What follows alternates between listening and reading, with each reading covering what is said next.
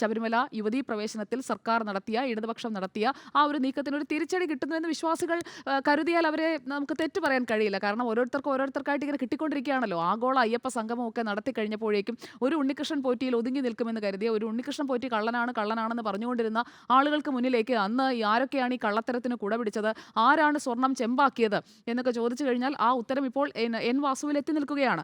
അതിന് തെളിവുകളടക്കം മുന്നിലുണ്ട്. അങ്ങനെ ഒടുവിൽ നിവൃത്തിയില്ലാതെ തദ്ദേശ തെരഞ്ഞെടുപ്പ് പടിവാതിൽക്കൽ നിൽക്കിയ ആ അറസ്റ്റ് അങ്ങ് രേഖപ്പെടുത്തി എന്നത് മാത്രമാണ് ഇന്നത്തെ അറസ്റ്റിലൂടെ അല്ലെങ്കിൽ ഈ കോടതി നടപടികളിലൂടെയൊക്കെ ഞാൻ കാണുന്നത്. കാരണം വളരെ വൈകിയാണ് ആ നടപടിയിലേക്ക് വന്നിരിക്കുന്നത്. 2019 ഈ രേഖകളിൽ ബ്രാക്കറ്റിൽ സ്വർണം പൂശിയത് എന്നുള്ളത് മാറ്റിയേക്കൂ എന്ന് നിർദ്ദേശിച്ചത് എൻ വാസുവാണ് എന്നത് SIT കണ്ടെത്തിയിരിക്കുന്നു എന്ന് വേണം റിമാൻഡ് റിപ്പോർട്ടിൽ നിന്ന് മനസ്സിലാക്കാൻ.